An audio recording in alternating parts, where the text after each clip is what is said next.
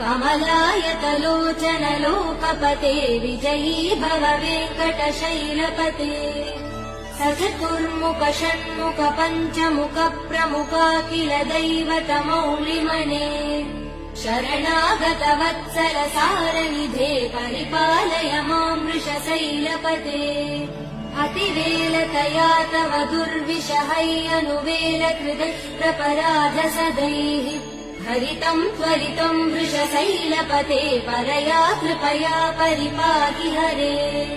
अधिवेङ्कटशैलमुदारमते जनताभिमतादिगदानरतात्